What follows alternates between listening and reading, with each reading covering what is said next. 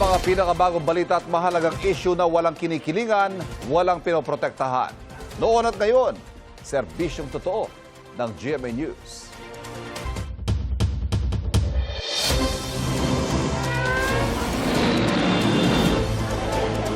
Sa ngayon po ay Pinsala. Na ang mga unang balita. Mga kapuso, naka-blue alert ang buong Metro Manila simula ngayong araw bilang paghahanda sa Typhoon Inday ayon sa Office of Civil Defense. Kapag may blue alert, 24 oras sa ka-alerto ang tanggapan ng OCD. Nakabukas raw ang Virtual Emergency Operations Center para sa koordinasyon ng iba't ibang ahensya ng gobyerno online. Bukas o sa Sabado, bubuksan ang Physical Emergency Operations Center. May mga preposition na ring gamit para sa inaasahang pananlasa ng bagyo. Tulad ng mga tent, rescue boat, water purifier at iba pang kailangan sa rescue. Ayon naman sa Metro Manila Development Authority, gumagana lahat ng 73 pumping station sa Metro Manila. Nakabantay rin daw sila sa mahigit 100 flood-prone areas na tinukoy ng Department of Public Works and Highways. Identified naman namin yung mga areas kung saan naiipon yung basura. May mga tauhan na kaming nakaabang doon sa mga areas na yan para mag-alis noong basura. And I-activate na po namin ang aming virtual emergency operations. Real time po ang ugnayan. Wala na yung right there and then. No? Pag may problema, ay ma-action ng kaagad. Bilang paghahanda sa posibleng epekto ng bagyong Inday, inilagay ng mga mangingisda sa mataas na lugar ang kanilang mga bangka.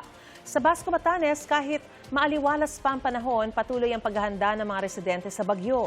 May mga naglalagay na rin ng kahoy sa mga bintana ng kanilang mga bahay para hindi ito mabasag kapag lumakas ang hangin. Ang iba naman itinatali ang kanilang bubong para hindi liparin.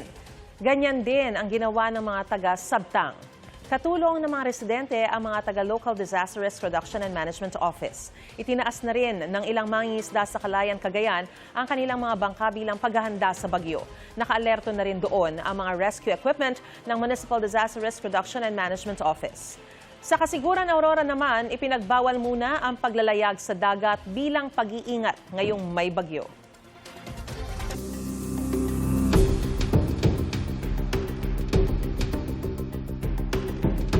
Sa July 15, magkakaroon ng oral argument sa impeachment court kaugnay sa tax records ni na Vice President Sara Duterte at Second Gentleman Manasseh Carpio.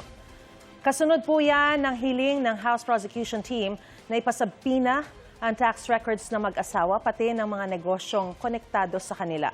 Ayon kay Impeachment Court Presiding Officer Cheese Escudero, bibigyan ng tig 10 minuto ang prosecution at defense teams para ilatag ang kanilang mga argumento. Nitong Martes, ibinalik sa Bureau of Internal Revenue ang salyadong kahon ng tax records ni na Duterte at Carpio. Ipinasauli muna ito ng impeachment court dahil hindi pa inuutos na isumite ito bilang ebidensya.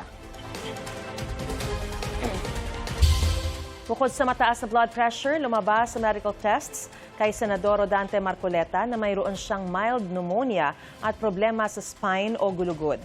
Hinihintay ng Sandigan Bayan ang kompletong report ng PNP bago ilabas ang commitment order kung saan ikukulong ang senador dahil sa kasong plunder. May unang balita si June Veneracion.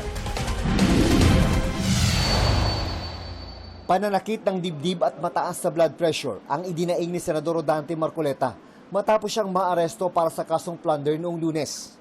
At sa ikatlong araw ni Senador Marcoleta sa PNP General Hospital, may lumabas na bagong findings base sa mga isinagawang pagsusuri. Batay sa cervical x-ray ng senador, meron siyang degenerative disc disease o problema sa gulugod. Kaya kailangan niyang sumailalim sa rehabilitation therapy. Pag nag-degenerate po yun, may mga nerve endings po dyan na maiipit. So yun po yung sumasakit yung leeg niya, kailangan niya ng rehab. Ang minimum po siguro 6 sessions. Mild pneumonia naman ang nakita sa kanyang chest x-ray. Hindi ko po masasabi, sir, kung kailan po na-develop yun.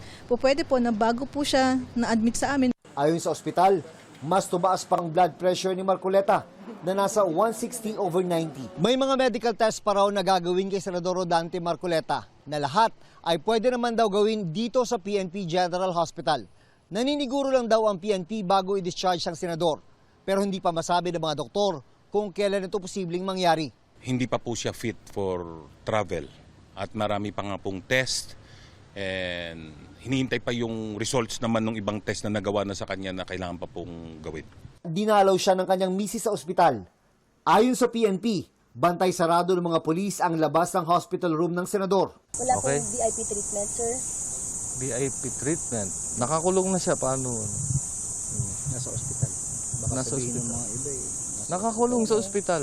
Inaresto si Marcoleta, dating Congressman Mike Defensor, at dalawang iba pa kaugnay ng pagtanggap umano ni Marcoleta ng 75 million pesos noong 2025. Sa isang resolusyon ng Sandigan Bayan 3rd Division, iniutos nila sa PNP na magsubitin ng report tungkol sa status ng kustudiya kay Marcoleta. Pati na rin ang update sa kanyang medical condition sa loob ng 24 oras mula sa pagkakatanggap ng dokumento. Ayon sa Anti-Graft Court, kailangan ng mga ito bago maglabas ng commitment order, uutos kung saan ikukulong ang senador. Ito ang unang balita. June Veneracion, GMA News. Samantala, naglabas ang Sandigan Bayan 4th Division ng arrest warrant para kina Senador Rodante Marcoleta at dating Congressman Mike Defensor.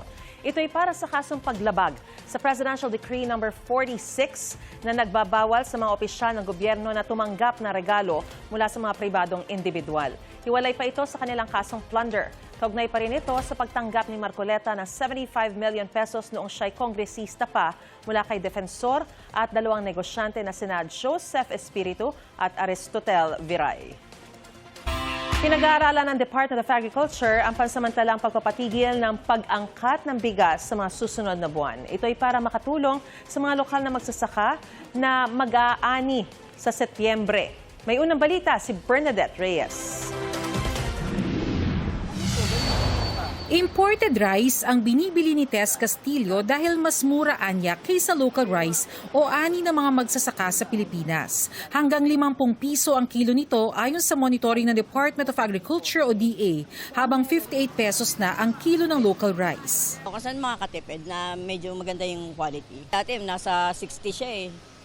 55 yung pinakamababa.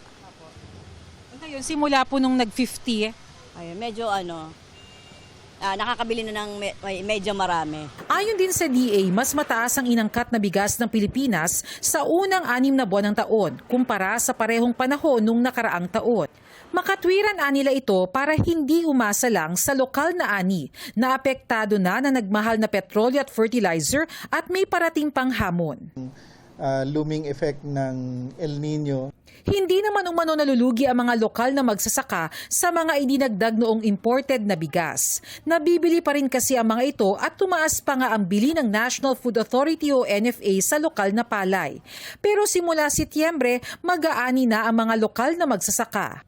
Kaya pinag-aaralan na kung pansamantalang ipatitigil ang pag-angkat ng bigas sa mga susunod na buwan, depende kung sapat na ang ani nila. Kailangan din natin ng enough supply na mura at ma-assure natin yung stability ng volume natin hanggang end of the year. Samantala, nirekomenda na ng National Price Coordinating Council kay Pangulong Bongbong Marcos na palawigin pa ng 60 araw ang 50 pesos na price cap sa imported na bigas. Nakatulong anya ito sa pagpapababa ng inflation o yung bilis ng pagmahal ng presyo ng mga produkto at serbisyo sa bansa ayon sa DA. Pero tutol ang ilang rice retailers dahil hindi na umano sila kumikita. Kahit hindi na siguro, para malaya magtinda yung kasi hindi na kami makapagtinda ng maayos na, pag tinasan mo, baka mamaya hulihin kang...